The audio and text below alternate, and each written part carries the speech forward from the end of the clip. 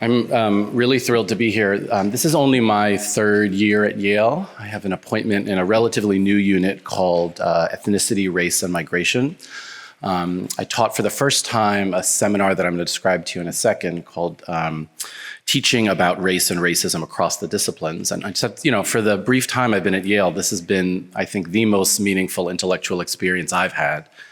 In part, the unit I teach in and my very position, it was constituted through students at Yale and their understanding that the existing configuration of the university, of knowledge production, of the disciplines was inadequate. It was inadequate not just for what they wanted to know about themselves, but for their understanding of the world.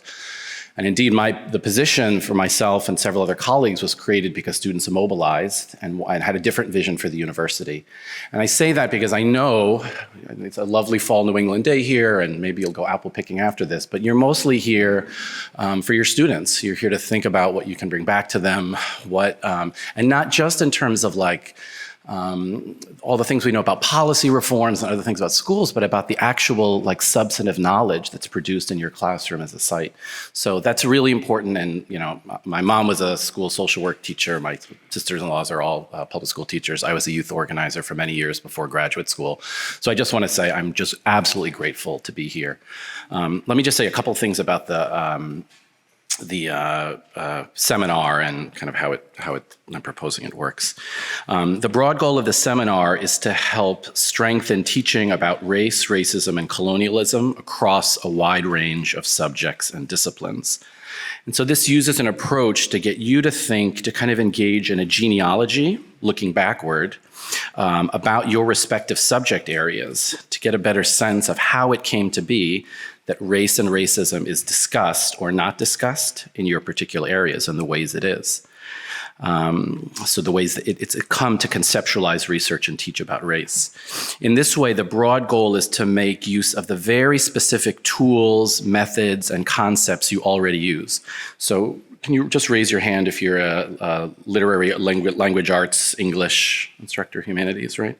So these are our colleagues that work with students to pay very, very close attention to questions of character, plot development, narrative, interiority, et cetera. Those are all very, very important, right, methods. And at the same time, they can't be divorced from a vision of colonialism, expansion, white supremacy. The 19th and early 20th century novel is about the interiority of that subject and what it could do. Doesn't mean that we want to reject then those close reading skills. Those are exactly what we're engaging, but we, following work of scholars and writers like Toni Morrison, want to repurpose them to new ends. Our historians, could you raise your hand? Right. So these are our colleagues that pay very close attention to primary documents, to questions of periodization, temporality, influence, and change. Also very, very important. It also can still allow us to recognize that the discipline of history, since the end of the Civil War, was constructed and framed around the rationalization and legitimation of inequality and white supremacy. Again, it doesn't mean we're not paying close attention to its tools and how it can be repurposed, but we understand that it has a particular language, and that's part of what we're doing. The seminar draws extensively from a book that I recently co-edited called Seeing Race Again, Countering Color Blindness Across the Disciplines with Kimberly Crenshaw, who's a legal scholar, George Lipset's a scholar of whiteness. I'm just gonna hold it up here. And again, part of what the book tries to do is show these histories. So in the social sciences, this is true of political science, sociology, geography, anthropology, criminology, international relations, global affairs, the law, psychology. All of these disciplines, when they emerged in the 19th and 20th centuries, it was not that there was a bad version of them. It's that they themselves were a piece with and a central site of theorizing about human hierarchy, difference, and why some people deserve fates to rule and others to be ruled. The university was central to that. It's true in the humanities, literary studies, philosophy, history, classics, art history, musicology, and the fine arts. It's absolutely true in the sciences, physical anthropology, genetics, physiology, biology, zoology, medicine, the professional fields, education studies. It's even true for fields like my own, ethnic studies, gender studies as well. All of our disciplines and trainings become complicit in this. So part of the work that the seminar does and the volumes do is to ask us to analyze the ways this has affected our discipline. So for example, in the book and in the seminar, we have a week on musicology, the field on musicology, which seems neutral, right? How is musicology a site of domination? It's getting us to listen attentively to different genres of music, to recognize the differences. But we talk in that about the emergence of classical music as the standard by which all forms of musical sophistication, creativity, and circulation are evaluated. So it's not actually neutral in that sense. And it maps on directly to broader experiences of colonial expansion and hierarchy.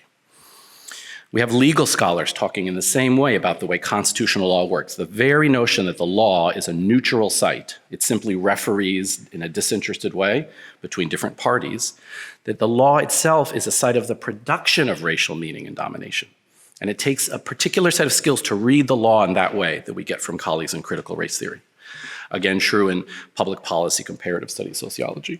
Just as a quick aside, there's Yale itself hosted an organization called the American Eugenics Society all through the 1920s and 30s, where the most prominent economists, psychologists, the dean of the law school, the medical school, were all trying to think together about how their fields could contribute to a vision of exclusion and white supremacy.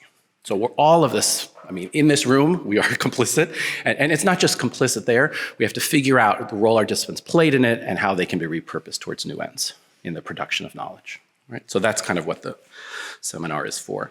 So the seminar aims to provide participants with the pedagogical and conceptual tools and resources to expand our capacity to teach about race and racism within our disciplines and objects of study.